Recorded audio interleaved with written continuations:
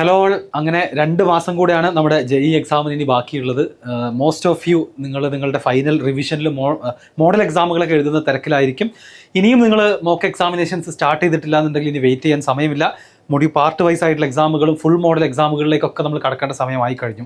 Because നമ്മുടെ competition എന്ന് പറയുന്നത് ഇന്ത്യയിലെ 10 ലക്ഷത്തിലധികം അല്ലെങ്കിൽ 15 ലക്ഷത്തോളം വരുന്ന കുട്ടികളാണ്. അവരൊക്കെ തന്നെ എന്താണ് ഓൾറെഡി ആ ഒരു ട്രാക്കിലേക്ക് എത്തിക്കഴിഞ്ഞു. അപ്പോൾ ഏറ്റവും കൂടുതലായിട്ട് കുട്ടികൾ ഇപ്പോൾ കമൻറ്റ് സെക്ഷനിലും അതുപോലൊക്കെ നമ്മളോട് ചോദിക്കുന്ന കാര്യമാണ് ഏറ്റവും ഇമ്പോർട്ടൻറ്റ് ചാപ്റ്റേഴ്സ് ഏതൊക്കെയാണ്. ബിക്കോസ് ഇനി അങ്ങോട്ട് വളരെ കുറച്ച് സമയമുള്ളൂ. ഇതെല്ലാം കൂടി ഇനി പഠിച്ചെടുക്കാൻ സമയമില്ല. 80+ ചാപ്റ്റേഴ്സ് നമുക്ക് JEEക്ക് പഠിക്കാനുണ്ട്. ആകെ 60 ദിവസമേ ഉള്ളൂ. അപ്പോൾ ഒരുപാട് ചാപ്റ്റേഴ്സ് പല ആളുകൾക്കും സ്കിപ്പ് ചെയ്യേണ്ടി വരും. ഇതൊക്കെ ഒരു റിയാലിറ്റിയാണ്. ആൻഡ് നിങ്ങൾ ഓർക്കുക, ഈ ഡിഫിക്കൽട്ടി എല്ലാം എല്ലാവർക്കും ഈക്വലി എന്ത് ചെയ്യുന്നുണ്ട്, എല്ലാവരെയും അഫക്റ്റ് ചെയ്യുന്നുണ്ട് എന്നുള്ള കാര്യം നിങ്ങൾ മറന്നു പോകരുത്. കോമ്പറ്റേറ്റീവ് എക്സാംസ് ടഫ് ആയാൽ എല്ലാവർക്കും ടഫാണ്, ഈസി ആയാൽ എല്ലാവർക്കും ഈസിയാണ്. ആ കാര്യം മാത്രം നമ്മൾ എപ്പോഴും മനസ്സിലുണ്ടാക്കി വെച്ചാൽ മതി. അപ്പോൾ നമ്മൾ നോക്കാൻ പോകുന്നത് JEEയുടെ കഴിഞ്ഞ ഒരു 5 വർഷത്തെ പാറ്റേൺ നോക്കിക്കൊണ്ട് ഏറ്റവും കൂടുതൽ ക്വസ്റ്റ്യൻസ് വന്നിട്ടുള്ള, ഹിസ്റ്റോറിക്കലി ഏറ്റവും കൂടുതൽ ക്വസ്റ്റ്യൻസ് വന്നിട്ടുള്ള, മേ ബി ഏറ്റവും കൂടുതൽ ഇമ്പോർട്ടൻറ്റ് ആണെന്ന് പറയാൻ പറ്റുന്ന ചാപ്റ്റേഴ്സാണ് ഞാൻ ഡിസ്കസ് ചെയ്യാൻ പോകുന്നത്. അപ്പോൾ ഇതിൻ്റെ നിങ്ങൾ ആദ്യമേ മനസ്സിലാക്കേണ്ട കാര്യം, ഈ ചാപ്റ്റേഴ്സിൽ നിന്ന് എന്തായാലും ക്വസ്റ്റ്യൻ വരും, അങ്ങനെയല്ല. ഓരോ ക്വസ്റ്റ്യൻ പേപ്പറും JEEയുടേത് ഡിഫറെൻ്റ് ആണ്, അൺപ്രഡിക്റ്റബിൾ ആണ്. ഇതിലെ ടോപ്പ് ചാപ്റ്റർ എന്ന് പറയുന്നതിൽ ചിലപ്പോൾ എന്തുണ്ടാവില്ല, നിങ്ങൾ എഴുതാൻ പോകുന്ന എക്സാമിൽ ചിലപ്പോൾ ക്വസ്റ്റ്യൻ വരില്ല. ഇതൊക്കെ യാഥാർത്ഥ്യമാണ്. അത് മനസ്സിലാക്കിക്കൊണ്ട് തന്നെ ഇത് അപ്രോച്ച് ചെയ്യുക. എന്നാൽ നമ്മൾ ഓവറോൾ ഒരു നോക്കുകയാണെന്നുണ്ടെങ്കിൽ, മൊത്തത്തിൽ നമ്മൾ നോക്കുകയാണെന്നുണ്ടെങ്കിൽ ഈ ചാപ്റ്റേഴ്സ് ഫോക്കസ് ചെയ്താൽ നിങ്ങൾക്ക് നന്നായിട്ട് സ്കോർ ചെയ്യാനുള്ള സാധ്യത കൂടുതലാണെന്ന് മാത്രമാണ് പറയാൻ സാധിക്കാം. ഞാൻ ആദ്യം തന്നെ ഫിസിക്സിലേക്കാണ് കിടക്കുന്നത്. ഫിസിക്സിൽ 2001 മുതൽ 21 മുതൽ 25 വരെ 5 വർഷത്തെ മൊത്തം ക്വസ്റ്റ്യൻസ് ആഡ് ചെയ്ത് കഴിഞ്ഞാൽ കറണ്ട് ഇലക്ട്രിസിറ്റിയിലാണ് ഏറ്റവും കൂടുതൽ ക്വസ്റ്റ്യൻസ് ചോദിച്ചിട്ടുള്ളത്. 213 ചോദ്യങ്ങൾ ടോട്ടൽ വന്നിട്ടുണ്ട്. അതിൽ ഓരോ പേപ്പറിലും ആവറേജ് 2 to 3 ക്വസ്റ്റ്യൻസ് വന്നു എന്ന് തന്നെ നമുക്ക് പറയാം. എക്സെപ്റ്റ് 2025 ഒരു ഹ്യൂജ് ഡിപ്പാണ് നമ്മുടെ കറണ്ട് ഇലക്ട്രിസിറ്റിയിൽ ഉണ്ടായത്. 50 ക്വസ്റ്റ്യൻസോളം വെച്ച് ചോദിച്ചിരുന്ന ചാപ്റ്ററിൽ നിന്ന് കഴിഞ്ഞ വർഷം 20 ക്വസ്റ്റ്യൻസ് ആയിട്ട് ചുരുങ്ങി. എന്ന് വെച്ചാൽ 1 ക്വസ്റ്റ്യൻ പെർ പേപ്പർ എന്നുള്ളതിലേക്ക് എന്ത് ചെയ്തു, ആവറേജ് കുറഞ്ഞതായിട്ട് നമുക്ക് കാണാൻ പറ്റും. അത് എവിടെയാണ് അത് കൂടിയത് എന്നുള്ളതും കൂടെ ഞാൻ ഇതിൽ തന്നെ നിങ്ങൾക്ക് കാണാം. സ്റ്റിൽ നമുക്ക് എന്ത് പറയാം, current electricity is A very important chapter എന്ന കാര്യത്തിൽ ഒരു സംശയവുമില്ല. കഴിഞ്ഞ വർഷം കുറഞ്ഞു എന്ന് വിചാരിച്ച് 2026 കുറയണം എന്നൊരു നിർബന്ധമില്ല. നെക്സ്റ്റ് EMI ആൻഡ് AC നമ്മൾ കമ്പൈൻ ചെയ്ത് കഴിഞ്ഞാൽ അതിൽ നിന്ന് 55-47ഓളം ചോദ്യങ്ങൾ നമുക്ക് വരുന്നതായിട്ട് കാണാം. 189 ആണ് അതിൻ്റെ ടോട്ടൽ നമ്പർ. ആവറേജ് 2 to 3 ഈ 2 ചാപ്റ്റേഴ്സിൽ നിന്നും കൂടി ആയിട്ട് എന്ത് ചെയ്യാറുണ്ട്, വരാറുണ്ട്. ഇലക്ട്രോസ്റ്റാറ്റിക്സിന്റെ 1 and 2 നമ്മൾ കമ്പൈൻ ചെയ്ത് കഴിഞ്ഞാൽ എഗെയിൻ അവിടെ നമുക്ക് എന്ത് കാണാം, ഒരു കൺസിസ്റ്റന്റ് ആയിട്ടൊരു 1 or 2 ക്വസ്റ്റ്യൻസ് പെർ പേപ്പർ നമ്മൾ കാണാറുണ്ട്. അതാണ് 3-ാം സ്ഥാനത്തുള്ളത്. റേ ഒപ്റ്റിക്സ് എന്ന് പറയുന്ന ചാപ്റ്റർ വളരെ ഇൻട്രസ്റ്റിംഗ് ആണ്. ബിക്കോസ് യൂഷ്വലി ഒരു 32, 28, 21 ഒക്കെയാണ് അതിൻ്റെ number of questions in 1 year വന്നിട്ടുണ്ടായിരുന്നത്, എല്ലാ പേപ്പറും കൂടെ കമ്പയർ ചെയ്യുമ്പോൾ. എന്നാൽ 43 ഡബിൾ ആയിരിക്കുകയാണ് ഈ പറയുന്ന 2025. അപ്പോൾ കറണ്ട് ഇലക്ട്രിസിറ്റിയിൽ കുറഞ്ഞിട്ടുള്ള ക്വസ്റ്റ്യൻസ് മുഴുവൻ ആക്ച്വലി റേ ഒപ്റ്റിക്സിലാണ് ആ നമ്പർ മുഴുവൻ എന്ത് ചെയ്തിട്ടുള്ളത്, കൂടി വന്നിട്ടുള്ളത്. അപ്പോൾ നമുക്ക് അടുത്ത ഏറ്റവും ഇമ്പോർട്ടൻറ്റ് ചാപ്റ്റർ നമുക്ക് തീർച്ചയായിട്ടും റേ ഒപ്റ്റിക്സ് പറയാം. അതുപോലെ magnetic effects of electric current വരും. പിന്നെ റൊട്ടേഷണൽ മോഷൻ ക്വസ്റ്റ്യൻസ് വരാറുണ്ട്. Gravitation is also kind of important. Because ഈ വർഷം കുറവാണ്, കഴിഞ്ഞ വർഷങ്ങളിൽ അത്യാവശ്യം ക്വസ്റ്റ്യൻസ് വന്നിട്ടുണ്ട്. തെർമോഡൈനാമിക്സിന് ഇക്കഴിഞ്ഞ വർഷം ഒരു ഇമ്പോർട്ടൻസ് കണ്ടോ, കൂടി.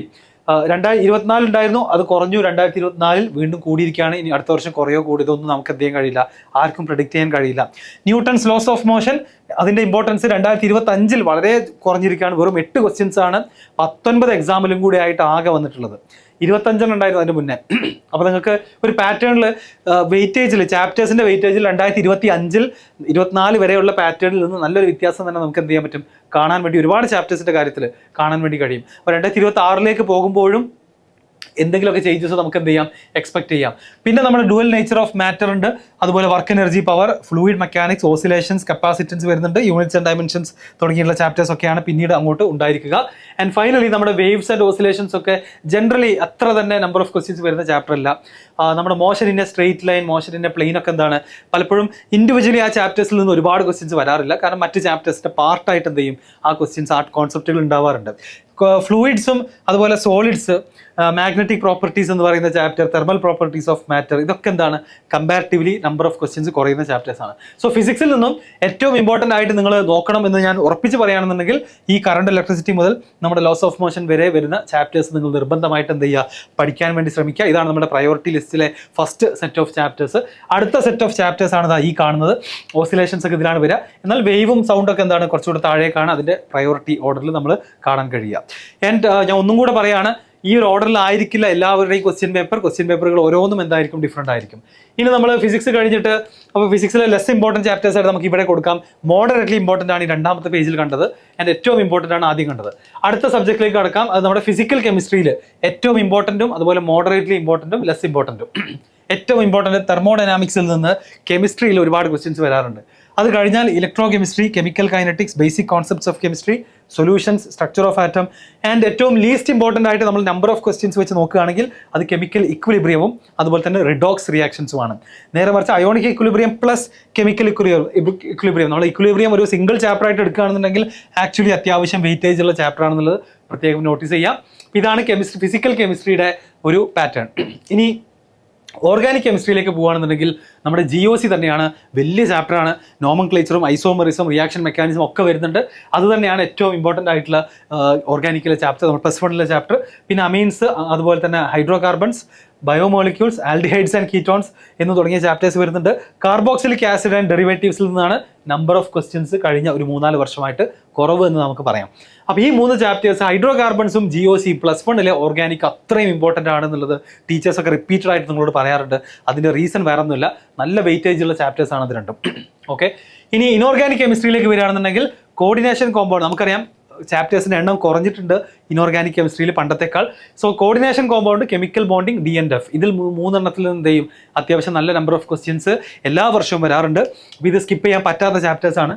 P ബ്ലോക്കും പീരിയോഡിക് ടേബിളാണ് സെക്കൻഡ് മോഡറേറ്റ്ലി ഇമ്പോർട്ടൻ്റിൽ വരിക. ആൻഡ് ലീസ്റ്റ് ഇമ്പോർട്ടൻ്റ് ആയിട്ട് പ്രാക്ടിക്കൽ കെമിസ്ട്രിയിൽ നിന്നുള്ള ക്വസ്റ്റ്യൻസ് വളരെ കുറച്ച് മാത്രം, ആകെ 5 എണ്ണമൊക്കെയാണ് ഒരു വർഷം ചോദിക്കുക. അപ്പം ഒരു പേപ്പറിൽ ഒന്നും ഉണ്ടാവില്ല, ഏതെങ്കിലും 5 പേപ്പറിലൊക്കെ ഓരോന്നും ഇത് എന്ത് ചെയ്യുള്ളൂ ഉണ്ടാവുകയുള്ളൂ. മാത്തമാറ്റിക്സിലേക്ക് വരികയാണെന്നുണ്ടെങ്കിൽ ഏറ്റവും ഇമ്പോർട്ടൻറ്റ് ഇത് നിങ്ങൾ എപ്പോഴും കേൾക്കുന്നത് തന്നെയാണ്, നമ്മുടെ 3D ജിയോമെട്രിയിൽ നിന്നും ഇഷ്ടംപോലെ ക്വസ്റ്റ്യൻസ് വരാറുണ്ട്. അതൊക്കെ ഡൂവബിൾ ആണ്, നിർബന്ധമായിട്ട് പഠിച്ചിരിക്കണം. സീക്വൻസ് ആൻഡ് സീരീസ് വളരെ ഇമ്പോർട്ടൻ്റ് ആയിട്ടുള്ള ചാപ്റ്ററാണ്. ഇനി ഡെഫിനിറ്റ് ഇൻ്റഗ്രേഷനിൽ നിന്ന് നല്ല ക്വസ്റ്റ്യൻസ് വരാറുണ്ട്.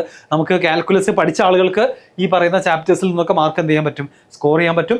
Binomial theorem and vector algebra mention ചെയ്യേണ്ട ആവശ്യമില്ല, വെക്ടേഴ്സ് ആൻഡ് 3D ഒരുമിച്ചാണ് നമ്മൾ എപ്പോഴും പറയാറുള്ളത്.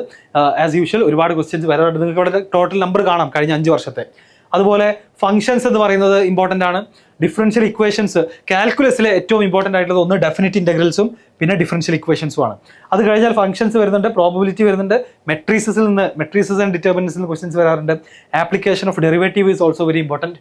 ഇനി മോഡറേറ്റ്ലി ഇമ്പോർട്ടൻറ്റിലേക്ക് പോകുകയാണെന്നുണ്ടെങ്കിൽ നമുക്ക് കോംപ്ലക്സ് നമ്പേഴ്സ്, അതുപോലെ permutations and combinations, ellipse and hyperbola. ഇവിടെ പ്രത്യേകം നോട്ട് ചെയ്യേണ്ട ഒരു കാര്യം, കോണിക് സെക്ഷൻസിനെ കുറിച്ച് ഞാൻ ഒരു കാര്യം പ്രത്യേകം പറയുകയാണെങ്കിൽ ellipse and hyperbola, circles, parabola, ഇത് 4 കൂടെ കമ്പൈൻ ചെയ്യുമ്പോഴാണ് നമ്മുടെ NCERTയിലെ കോണിക് സെക്ഷൻസ് ആവുക. അത് 4 കൂടെ നിങ്ങൾ ആഡ് ചെയ്ത് കഴിഞ്ഞാൽ 17, 8, 25, അതുപോലെ തന്നെ 50, 55 questions conic sections as a whole എടുക്കുകയാണെന്നുണ്ടെങ്കിൽ അതിൻ്റെ പൊസിഷൻ ഇതിൻ്റെ മുകളിൽ 55-ലായിരിക്കും ഉണ്ടായിരിക്കും. 55 ക്വസ്റ്റ്യൻസ് 2025 കോണിക് സെക്ഷൻസിൽ ചോദിച്ചിട്ടുണ്ട്. പക്ഷേ നമ്മളതിങ്ങനെ സ്പ്ലിറ്റ് ചെയ്ത് പറയുന്നതുകൊണ്ടാണ് ഇവരൊക്കെ താഴെ വരാനുള്ള കാരണം എന്നുള്ളത് പ്രത്യേകം ഓർക്കുക. സ്ട്രെയിറ്റ് ലൈൻസ് വരുന്നുണ്ട്, പിന്നെ ഏരിയ അണ്ടർ ദി കർവും, അതുപോലെ തന്നെ കണ്ടിന്യൂറ്റി, ഡിഫറൻഷ്യബിലിറ്റി, ലിമിറ്റ്, ഇതൊക്കെ എവിടെയാണ് വരുന്നത് ഒരു മോഡറേറ്റ്ലി ഇമ്പോർട്ടൻ്റ് ആയിട്ടുള്ള ചാപ്റ്റേഴ്സിലാണ് വരിക. ഇനി ജനറലി ഏറ്റവും ചെറിയ സ്മോൾ നമ്പർ ഓഫ് ക്വസ്റ്റ്യൻസ് വരുന്നത് trigonometry, inverse trigonometry, trigonometric equations, trigonometric ratios and identities, indefinite integral ഒക്കെ എന്താണ് നമ്പർ ഓഫ് ക്വസ്റ്റ്യൻസ് യൂഷ്വലി വളരെ കുറവ് മാത്രമാണ് ഉണ്ടായിരിക്കുക. അപ്പോൾ എന്നോട് ചോദിക്കുകയാണെന്നുണ്ടെങ്കിൽ മാത്തമാറ്റിക്സ് നിങ്ങൾ നിർബന്ധമായിട്ട് പഠിക്കേണ്ടത് വെക്ടേഴ്സ് ആൻഡ് 3D എന്തായാലും പഠിക്കണം, സീക്വൻസ് ആൻഡ് സീരീസ് നിർബന്ധമായിട്ടും പഠിക്കണം. ഇനി കാൽക്കുലസിൽ ഏതെങ്കിലും പഠിക്കണം എന്ന് ചോദിച്ചു കഴിഞ്ഞാൽ അതെന്താണ്, അത് ഡെഫിനിറ്റ് ഇൻ്റഗ്രൽസും ഡിഫറൻഷ്യൽ ഇക്വേഷൻസും നിർബന്ധമായും പഠിക്കണം. പക്ഷെ അത് രണ്ടും പഠിക്കണം എന്നുണ്ടെങ്കിൽ ബാക്കി മുഴുവൻ കാൽക്കുലസ് അറിയണം എന്നുള്ളതാണ് മറ്റൊരു കാര്യം. ഫംഗ്ഷൻസ് എന്തായാലും അറിയണം, അതുപോലെ തന്നെ പ്രോബബിലിറ്റി ഒക്കെ നമ്മൾ നിർബന്ധമായിട്ടും പഠിച്ചിരിക്കേണ്ട ചാപ്റ്റേഴ്സാണ്. ഇതാണ് നമ്മുടെ മാത്തമാറ്റിക്സിലെ ഒരു പ്രയോറിറ്റി ഓർഡർ എന്ന് പറയാം. So keep the chapter weight list and follow it daily. ഇത് നിങ്ങൾ കൃത്യമായിട്ട് നിങ്ങൾക്ക് ഈ പറയുന്ന ലിസ്റ്റിൽ നിങ്ങളുടെ ഒരു ഫേവറേറ്റ് 10 ഏതാണ്, നിങ്ങളുടെ ഒരു സ്ട്രോങ് 10 ചാപ്റ്റേഴ്സ് ഏതൊക്കെയാണെന്ന് മനസ്സിലാക്കിയിട്ട് ഓരോ സബ്ജക്റ്റിലും എന്ത് ചെയ്യുക, ഒരു ലിസ്റ്റ് ഉണ്ടാക്കുക. ആ ലിസ്റ്റ് നിങ്ങൾ നന്നായിട്ട് ഫോളോ ചെയ്യുക. അതിൽ നിന്ന് ഏത് ക്വസ്റ്റ്യൻ വന്നാലും ചെയ്യാൻ പറ്റും എന്നുള്ള ലെവലിലേക്ക് നമ്മൾ എത്തുക. അപ്പോൾ ഇതൊരു മിനിമം 10 ചാപ്റ്റേഴ്സ് പെർ സബ്ജക്റ്റ്, മനസ്സിലായോ? മിനിമം 10 ചാപ്റ്റർ നമുക്ക് വേണമെന്നുണ്ടെങ്കിൽ ഫിസിക്സിലും അതുപോലെ തന്നെ മാത്തമാറ്റിക്സിലും ഒരു 12 or 13 ചാപ്റ്റേഴ്സ് പെർ സബ്ജക്റ്റ് എന്ന് പറയാം. കെമിസ്ട്രിയിൽ ഒരു 10 ചാപ്റ്റർ എന്നുള്ള രീതിയിൽ എടുക്കാം, കാരണം കെമിസ്ട്രിയിൽ ടോട്ടൽ നമ്പർ ഓഫ് ചാപ്റ്റേഴ്സ് കുറവാണ്. Revise the chapters with high weightage first. അതുപോലെ while doing backlogs give priority to high weightage chapters. നിങ്ങൾ മിസ്സായ ചാപ്റ്റേഴ്സ് മേക്കപ്പ് ചെയ്തെടുക്കാൻ ശ്രദ്ധിക്കുന്നുണ്ടെങ്കിൽ നിങ്ങൾക്ക് ആ ഹൈ വെയിറ്റേജിന് ഇമ്പോർട്ടൻസ് കൊടുക്കുക. ഇപ്പോൾ വേവ്സ് ഒരാൾ പഠിച്ചിട്ടില്ല എന്നുണ്ടെങ്കിൽ, തീരെ അറിയില്ല എന്നുണ്ടെങ്കിൽ ഇനി എന്ത് ചെയ്യേണ്ട, ഇനി നിങ്ങൾ വേവ്സിനെ കുറിച്ച് ചിന്തിക്കേണ്ട ആവശ്യമില്ല. അതുപോലെ തന്നെ ഇൻവേഴ്സ് ട്രിഗണോമെട്രി അറിയില്ല എന്നുണ്ടെങ്കിൽ അത് തൽക്കാലം ഇനി സമയമില്ല, വളരെ കുറച്ച് സമയം മാത്രമേ ഉള്ളൂ. ഫിസിക്സിലേക്ക് വരികയാണെന്നുണ്ടെങ്കിൽ നമ്മൾ നേരത്തെ കണ്ട പോലെ തന്നെ ഇപ്പം പ്രോപ്പർട്ടീസ് ഓഫ് സോളിഡ്സോ അല്ലാന്നുണ്ടെങ്കിൽ മാഗ്നറ്റിക് പ്രോപ്പർട്ടീസ് ഇതൊക്കെ എന്താണ്, ഇതൊക്കെ ലീസ്റ്റ് ഇമ്പോർട്ടൻ്റ് ആയിട്ടുള്ള ചാപ്റ്റേഴ്സ് ആണ്. മനസ്സിലായോ? അതാണ് രണ്ടാമത്തെ പോയിന്റ്.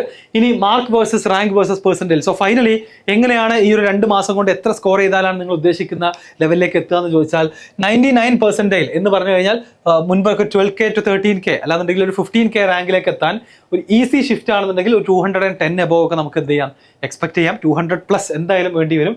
മീഡിയം ഷിഫ്റ്റ് ആണെങ്കിൽ ഒരു 170 to 175. ഹാർഡ് ഷിഫ്റ്റ് ആണെന്നുണ്ടെങ്കിൽ ഒരു 165 അല്ലെങ്കിൽ അതിൽ താഴെയൊക്കെ വേണ്ടി വരുള്ളൂ 99% എത്താൻ. നെക്സ്റ്റ് 97% എത്താൻ ഈസി എക്സാം ആണെന്നുണ്ടെങ്കിൽ ഒരു 170 അടുത്ത് സ്കോർ ചെയ്യാൻ ശ്രമിക്കാം. അതുപോലെ മീഡിയം എക്സാം ആണെങ്കിൽ ഒരു 140, ഹാർഡ് ഷിഫ്റ്റ് ആണെങ്കിൽ ഒരു 120. ഇതെല്ലാം ഒരു 5-10 മാർക്ക് കൂട്ടിയിട്ടിരിക്കുകയാണ്. ഇതിൻ്റെയൊക്കെ കുറയാനാണ് സാധ്യത. ഇതിനേക്കാൾ മേലേക്ക് പോകാനുള്ള സാധ്യത കുറവാണെന്നുള്ള ഓർക്കുക. ഇനി 95% എത്തണമെന്നുണ്ടെങ്കിൽ ഓൾ ഇന്ത്യ റാങ്ക് എന്ന് പറയുന്നത് ഒരു 75,000 അടുത്ത് എത്തണമെന്നുണ്ടെങ്കിൽ നിങ്ങൾക്ക് ഒരു 140 സ്കോർ ചെയ്യണം ഈസി എക്സാം ആണെങ്കിൽ. മീഡിയം എക്സാം ആണെങ്കിൽ ഒരു 110 സ്കോർ ചെയ്യണം. ഹാർഡ് എക്സാം ആണെങ്കിൽ ഒരു 90 ഒക്കെ ഉണ്ടെങ്കിൽ തന്നെ നിങ്ങൾ 95% എത്തും. അപ്പോൾ ഇതാണ് അപ്രോക്സിമേറ്റ്ലി എത്ര മാർക്ക് കിട്ടിയാലാണ് നമുക്ക് ഈ പറയുന്ന പെർസെൻറ്റേജിൽ എത്താൻ സാധിക്കുക, depending on the difficulty level of the exam എന്നുള്ളതിൻ്റെ ഒരു ഡീറ്റെയിൽസ്. ഓക്കെ, അപ്പോൾ ഇത്രയും കാര്യങ്ങൾ നിങ്ങൾക്ക് യൂസ്ഫുൾ ആയെന്ന് വിചാരിക്കുന്നു. എല്ലാവരും നന്നായിട്ട് പഠിച്ചു തുടങ്ങുക. ഇനി ഒന്നും നോക്കാനില്ല, നിങ്ങളൊരു ചാപ്റ്റേഴ്സിൻ്റെ ലിസ്റ്റ് ഉണ്ടാക്കുക. ഓരോരുത്തർക്കും ഡിഫറൻ്റ് ആയിരിക്കും. അത് വെച്ചിട്ട് അതിൻ്റെ PYQs മാക്സിമം സോൾവ് ചെയ്യാം. അപ്പോൾ ഞാൻ ഈ പറയുന്ന പോലെ തന്നെ ഫിസിക്സിൽ നിന്ന് ഒരു ലെറ്റ്സ് ഒരു 15 എയിം ചെയ്യാം.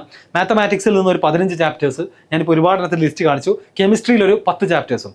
അങ്ങനെ ടോട്ടൽ നമ്മൾ നോക്കുകയാണെങ്കിൽ ഒരു 40 ചാപ്റ്റേഴ്സ്, വിച്ച് മീൻസ് എത്രയാണ്, ഔട്ട് ഓഫ് 80 ഏകദേശം 50% സിലബസ് എങ്കിലും, this is the minimum. Okay, ഇതാണ് മിനിമം. 50% സിലബസ് എങ്കിലും നിങ്ങൾ തറവായിട്ട് പഠിച്ചു പോവുക. ബാക്കി നിങ്ങൾക്ക് വരുന്നിടത്തേക്ക് കാണാം. ഞാൻ ഈ പറയുന്നത് ആരെക്കുറിച്ചാണ്, ഒരുപാട് പെൻഡിങ് ഉള്ള ബാക്ക്ലോഗ് ഉള്ള ഒരുപാട് ചാപ്റ്റേഴ്സ് പഠിക്കാത്ത കുട്ടികളെ കുറിച്ചാണ്. എല്ലാം പ്രോപ്പറായിട്ട് പഠിച്ച് സ്ട്രക്ചേർഡ് ആയിട്ട് ഇതുവരെ ഈ കോച്ചിങ് ചെയ്തു വന്ന കുട്ടികളെ സംബന്ധിച്ചിടത്തോളം ഒരു ചാപ്റ്ററും സ്കിപ്പ് ചെയ്യരുത്, മുഴുവൻ പഠിക്കുക. മാക്സിമം മാർക്കിന് വേണ്ടിയിട്ട് എന്ത് ചെയ്യുക, നിങ്ങൾ ജനുവരി സെഷനിൽ എയിം ചെയ്യുക എന്നുള്ളതാണ് എനിക്ക് പറയാനുള്ള അഡ്വൈസ്. വേറെ എന്തെങ്കിലും സംശയങ്ങളൊക്കെ ഉണ്ടെങ്കിൽ JEE റിലേറ്റഡ് ആയിട്ടുള്ള ഡൗട്ടുകളൊക്കെ നിങ്ങൾക്ക് താഴെ ചോദിക്കാം. അതിനൊക്കെ ഞാൻ എന്ത് ചെയ്യുന്നതാണ്, റിപ്ലൈ ചെയ്യുന്നതാണ്. All the best.